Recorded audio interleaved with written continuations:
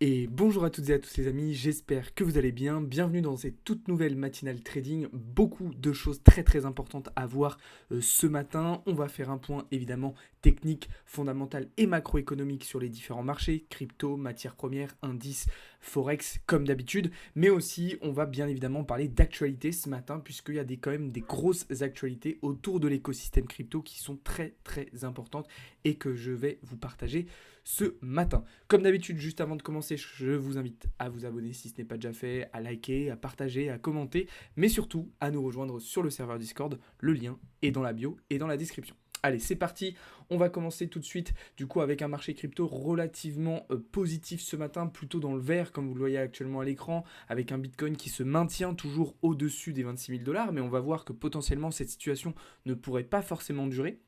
Ethereum de son côté, lui, a passé la barre par le bas des 1600 $. Et du côté du marché altcoin, comme vous le voyez, c'est beaucoup plus hétérogène. D'accord. On en a certains qui ont réalisé des bonnes performances, comme par exemple le BNB, AVAX ou encore XMR, et d'autres qui ont été davantage en difficulté, comme notamment le Solana ou encore le Polkadot, le Ton, XLM, etc.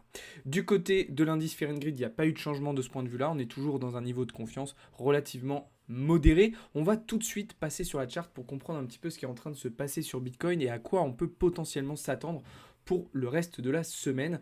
Moi, mon scénario pour le moment est plutôt baissier. Alors, je vais vous expliquer tout simplement pourquoi. Eh bien, en fait, on est passé tout simplement dimanche, sous cette structure que vous voyez aux alentours des 26 400 $. Alors, c'était une zone où on avait pas mal de liquidités à revenir chercher et sur laquelle on aurait potentiellement pu se positionner à l'achat pour repartir ensuite vers les 27 400, 27 500 $.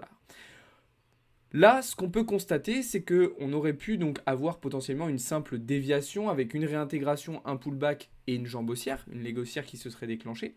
Sauf qu'en fait, on a été rejeté par ce niveau des 26 400 $. Donc, en fait, on a tout simplement une cassure, un retest et probablement une continuation haussière. Sachant qu'il y a toujours cette grosse zone de FVG à revenir chercher en direction des 25 300 $ et l'OB qu'il y a au niveau des 25 140. C'est la raison pour laquelle hier soir, je me suis positionné à la vente, en short, donc sur le Bitcoin. Et au cas où on aurait une dernière petite reprise haussière vers les 26 500 $, 26 600 $, eh bien je ferai tout simplement une deuxième entrée sur le BTC pour aller chercher mes objectifs de retracement. Si on repasse au-dessus des 26 400 avec de l'acceptation, alors là je considérerais que mon scénario est invalidé et qu'on viendra plutôt chercher les 27 500 $ comme prévu. Mais en tout cas, pour le moment, le scénario que je privilégie à court terme, c'est celui-ci, avec potentiellement, du coup, lorsque celui-ci sera terminé, la possibilité de se positionner à l'achat ensuite sur Bitcoin. Alors bien évidemment, je n'ai pas basé mon analyse uniquement sur ces données graphiques-là. On a évidemment pris en compte les différentes données sur les maps de liquidation, donc que ce soit à très court terme, comme vous le voyez ici, ou à moyen terme sur cette map-là, qui est aussi très intéressante, d'accord, et qui nous permet encore de nouveau d'envisager à moyen terme le retour vers les 22 000 $. Et puis surtout le comportement de l'open interest ce matin qui est très intéressant. On retrouve, comme hier et comme dimanche, cette divergence entre un prix qui descend et un open interest qui monte, ce qui veut dire qu'en fait on a une ouverture de position short massive depuis ce matin. Alors attention, le fait qu'on ait cette hausse de l'open interest et des fundings en positif veut aussi dire qu'on a une ouverture de longue. Mais pour le moment, selon moi, les shorts sont plus forts et devraient du coup être capables d'emmener et de tirer le prix vers le bas. On a pu observer une petite reprise haussière dans la nuit lors de la session asiatique du côté des spots, mais ça s'est très rapidement estompé, comme vous le voyez juste ici à l'écran. D'accord ? Évidemment, ce scénario-là, on peut le confirmer aussi lorsqu'on regarde l'order book, avec de nombreux ordres à revenir chercher, et bien justement sous les 26 000 $. Bien évidemment, cela n'est pas un conseil à l'investissement, bien évidemment, je n'ai pas une boule de cristal et je n'ai pas la science infuse, mais c'est au vu de mes analyses, le scénario qui a le plus de probabilité de se réaliser selon moi. Alors bien évidemment, il va falloir rester prudent, on y reviendra tout à l'heure, puisqu'on va avoir aussi un certain nombre de catalyseurs macroéconomiques tout au long de la semaine qui pourront apporter de la volatilité sur le marché et donc impacter directement le Bitcoin. On va désormais pouvoir passer à la situation sur Ether qui est un petit peu différente. Alors, pas énormément, mais c'est surtout mon positionnement qui va être différent. J'attends aussi sur Ethereum du retracement pour finir de combler cette FVG et récupérer cet order block en direction des 1553. Zone sur laquelle je pourrais alors me positionner en long pour revenir sur les plus hauts précédents. Mais là, vous voyez, sur Ethereum, j'ai pris la décision de ne pas me positionner en short. Pourquoi? Parce que je trouve Ether un petit peu plus compliqué à lire ces derniers jours. Et en fait, on a des moments où Ether va surperformer BTC, ou en tout cas va être plus résistant et plus résilient que BTC. Et à l'inverse, on va avoir d'autres moments où Ethereum va être beaucoup plus faible. Donc cette divergence temporelle rend sa lecture un petit peu plus compliquée. Du coup, je préfère vraiment attendre un setup beaucoup plus solide avant d'envisager une prise de position. Sachant que là, à court terme, si on vraiment travaille sur la zone actuelle, on observe qu'ici, on a une belle zone de liquidité et de FVG à revenir chercher. Donc avant de revenir ici, on peut potentiellement s'attendre à un dernier squeeze vers le haut avant de repartir vers le bas. D'accord? Là encore, ceci n'est pas un conseil en investissement, je vous partage uniquement mes analyses et les scénarios que je privilégie. On va désormais pouvoir se tourner du côté du marché altcoin où là aussi on a un certain nombre d'opportunités très intéressantes et je vais commencer ici avec le Litecoin qui est parfaitement venu chercher la zone d'entrée que nous avions identifiée, donc avec cette buy side qui a été récupérée et désormais on table sur un retournement qui nous ramènerait potentiellement en direction des 6 dollars. On voit qu'on a pas mal de zones de FVG à récupérer, on a de l'order block, donc vraiment un retracement qui paraît totalement naturel. Par contre, bien évidemment, au cas où on aurait une cassure de ce niveau et de l'acceptation, on annulerait le scénario. Alors à savoir que sur du 4 heures, le link est effectivement plutôt baissier selon moi, en tout cas pourrait entamer un retournement selon moi. Il faut savoir que par contre sur du daily voire sur du weekly, on est vraiment très très proche d'une zone intéressante qui, si elle est cassée, pourrait nous permettre d'entamer une très belle tendance haussière par la suite sur le link, mais selon moi, c'est peut-être un petit peu trop tôt d'envisager cela pour le moment. Ok ? On continue ensuite avec le STMX. Alors là aussi, un scénario baissier de retournement. Alors, on s'est fait un petit peu peur ce matin. Vous voyez qu'on s'est dirigé quand même assez proche de notre ESL. Mais cela semble s'annuler. La clôture H4 qui devrait être plutôt intéressante pour nous. On a une très très belle divergence baissière sur le STMX en 4 heures, comme vous le voyez actuellement à l'écran. On est parfaitement revenu dans ma zone de TE. Et donc j'envisage un retournement désormais pour venir chercher cette grosse zone de liquidité qui n'a pas été comblée depuis mi-juillet. D'accord, donc une zone quand même assez importante. Ça reste une position assez risquée puisque sur du court terme, vous voyez, on est quand même sur une tendance haussière. Faudra pas hésiter, en tout cas c'est le plan que je me suis fixé, à décaler un petit peu mon SL pour faire une deuxième entrée si on vient chercher les précédents plus hauts. D'accord, donc là je vais rester vraiment flexible et adaptable sur cette prise de position qui me paraît quand même très très intéressante à moyen terme. On continue avec le Solana du coup sur lequel je me suis positionné en short hier soir, une position qui se déroule très très bien. J'envisage clairement un retour en direction des 18,50$ sur le Solana. Alors bien évidemment, j'avais la semaine dernière commencé un DCA long sur le Solana que je continue, c'est-à-dire que au-delà de cette position short à court terme, j'ai des objectifs haussiers à moyen terme et du coup en fait je DCA long en même temps cette position. Du coup ça me permet d'avoir une rentabilité dans les deux sens et d'avoir une cohérence totale dans mes prises de position. Voilà, pour le Solana, on continue ensuite avec le Storj, donc sur du 1 heure, on attend une dernière petite poussée pour venir chercher cette zone de TE et la FVGH4 pour ensuite entamer du retournement pour aller chercher cette belle zone de liquidité qui est à combler depuis mi-septembre en direction des 31 centimes. TRB, là aussi on arrive sur une zone de short très très intéressante qu'on attend depuis plusieurs jours maintenant. Donc là on la voit très très bien sur du 1 heure avec cette buy side et cet order block à venir récupérer pour ensuite entamer du retracement sur du 4 heures avec là aussi pour objectif de venir chercher une belle zone de liquidité en direction des 23 dollars. On continue avec le XRP que j'attends toujours sur sa structure des 48-49 centimes pour ensuite aller chercher une prolongation haussière. On voit que là on avait fait une très très belle déviation avec réintégration. Il va falloir maintenant un dernier retest pour envisager une belle poussée évidemment si Bitcoin nous accompagne dans ce scénario, puisque dans le cas où on aurait une cassure des 25 000 $, tous les scénarios haussiers que je vous ai présentés jusqu'à maintenant seraient évidemment annulés. Par contre, ce baissier se confirmerait très probablement. Voilà, pour terminer, on va faire un petit point sur les positions qui sont déjà sécurisées. Donc c'est le cas ici sur le Matic sur lequel on s'est positionné hier. TP partiel à SLABE et SLABE. Très très belle prise de position. Même chose ici sur le OP en 4 heures qui se passe merveilleusement bien. Même chose sur le BNB. Même chose sur Atom. La seule petite frustration de ce début de semaine, c'est sur le APT. On avait identifié un très très beau setup hier avec Paul. Et puis, à quelques centimes près, regardez-moi ça, à quelques centimes près cette nuit, le prix d'entrée n'a pas été déclenché. Donc, vu qu'il était 3 heures du match, j'étais pas devant les graphes, donc je n'ai pas pu rentrer en market. Mais voilà, il y avait vraiment une très très belle prise de position. Alors, je sais que Paul, lui, de toute façon, a mis son prix d'entrée un petit peu plus haut. Donc dans tous les cas, il n'aurait pas été fil, mais moi j'étais vraiment pas loin. Et puis là, on devrait très naturellement se diriger vers cette zone de liquidité, donc vers les 5,25 $. Voilà un petit peu ce que je pouvais vous dire du côté du marché crypto ce matin les amis. On va pouvoir désormais se tourner du côté des marchés financiers traditionnels et bien évidemment on va dans un premier temps parler de notre fameux dollar, de notre fameux DXY.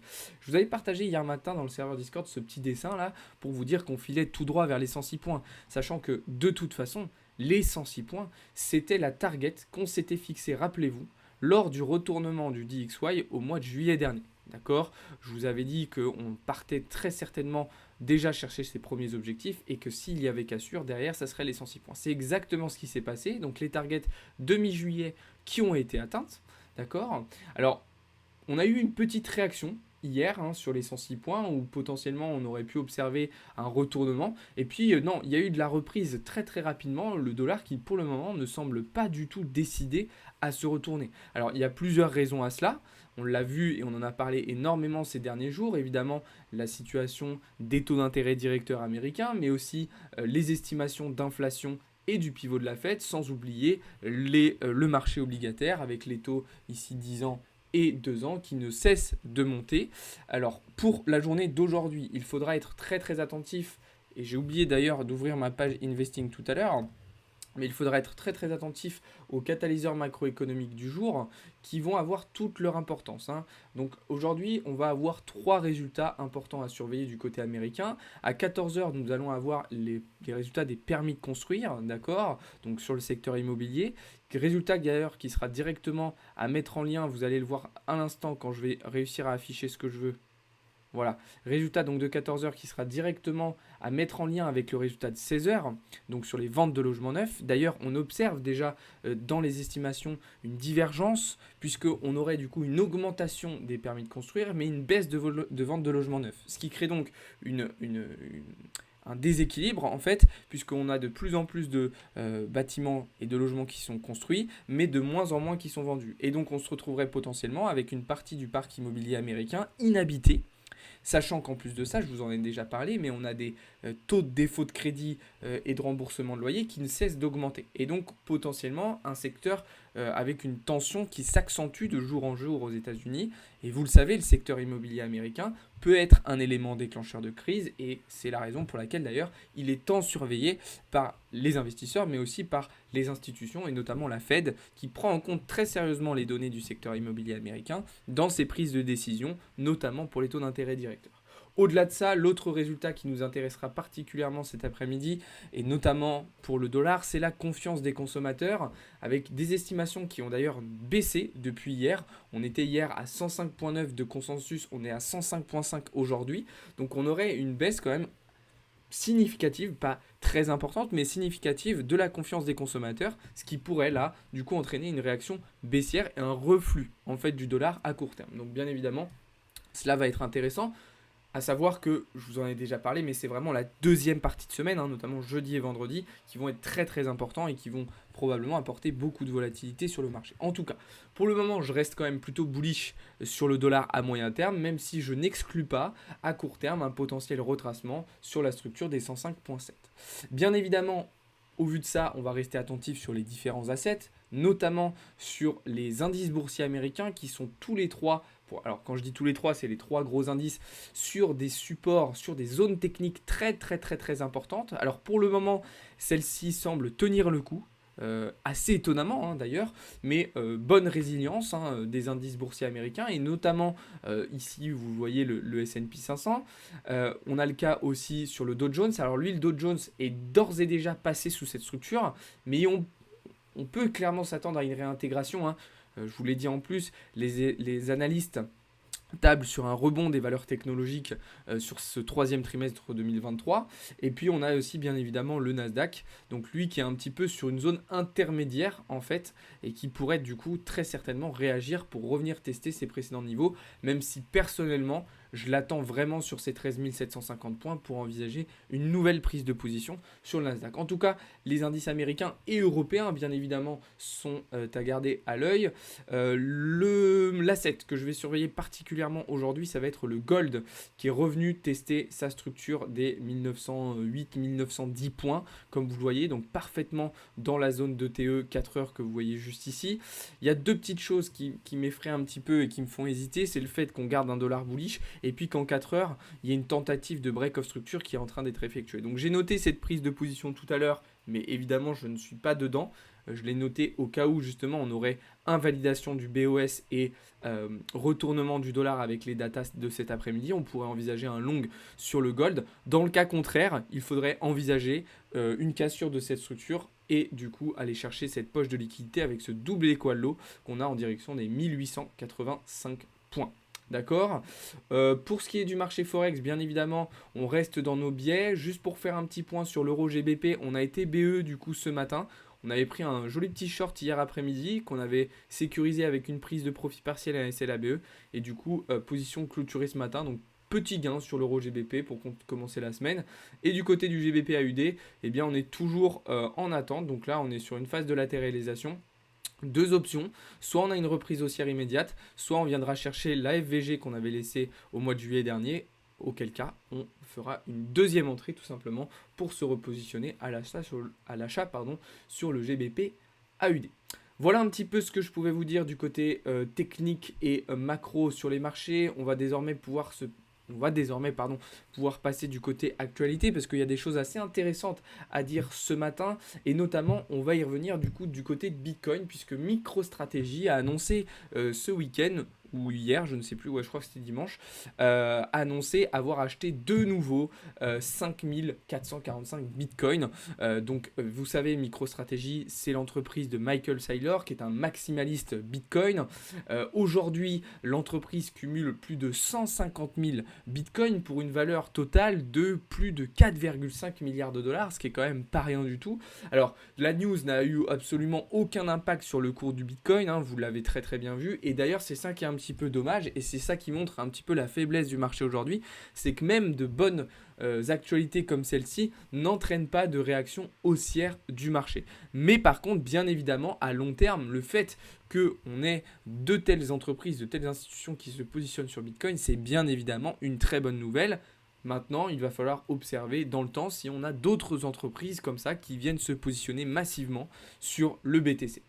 Pour continuer du côté de la crypto, mais cette fois-ci avec une mauvaise nouvelle, l'ancienne exchange Huobi, désormais HTX, a été victime d'un hack s'élevant à plus de 5000 Ethereum. Alors pour le moment, Justin Sun annonce que c'est plus de peur que de mal, qu'il n'y a pas forcément de catastrophe. En tout cas, je pense que la situation est à prendre très clairement au sérieux. Et petite chose un petit peu drôle, on a carrément Sizi sur Twitter qui s'est moqué de Justin Sun vis-à-vis de ce hack. Donc voilà, ça se cherche un petit peu et ça se taquine entre milliardaires, enfin entre CEO, donc assez intéressant. Et pour continuer et pour finir du côté actualité, donc toujours sur les exchanges, bonne nouvelle cette fois-ci, enfin des bonnes nouvelles venant de Binance, hein, c'est assez rare pour le souligner, puisque Binance fait son retour en Belgique, hein, vous le savez que ces derniers mois, à cause de la régulation, Binance avait dû supprimer un certain nombre de services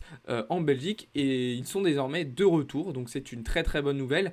Par contre, du côté français, suppression des stablecoins, la régulation qui continue et qui empêche qui incite et qui oblige en fait Binance à supprimer certains services en France. Donc oui, c'est une bonne nouvelle du côté belge. Maintenant, Binance reste quand même totalement dans la tourmente et dans la difficulté face aux différentes vagues de régulation, notamment avec le règlement MiCA donc de l'Union européenne. Voilà un petit peu ce que j'avais à vous dire les amis ce matin, beaucoup de choses importantes, donc n'hésitez pas à poser des questions dans les commentaires si vous en avez, n'hésitez pas aussi à venir les poser dans le serveur Discord. Avant de vous laisser, je vous invite à aller voir la vidéo, la rediffusion du podcast de vendredi dernier avec Monsieur TK et Florent, durant lequel nous avons parlé de minage de crypto-monnaie. Et je vous invite à nous retrouver donc cet après-midi en live à partir de 15h15 sur Twitch et sur TikTok pour suivre les annonces macro du jour et l'ouverture des marchés américains. Et ce soir, dans le serveur Discord, vous aurez un petit cours sur le trading avec Paul pendant 1 heure. Voilà les amis, on arrive au terme de cette vidéo. Comme d'habitude, n'hésitez pas à vous abonner, à partager, à liker, à commenter et à nous rejoindre sur le serveur Discord. Merci beaucoup de m'avoir regardé et de m'avoir écouté. Je vous souhaite à toutes et à tous une très très bonne journée. Ciao tout le monde, c'était Alex pour Blockchain Capital.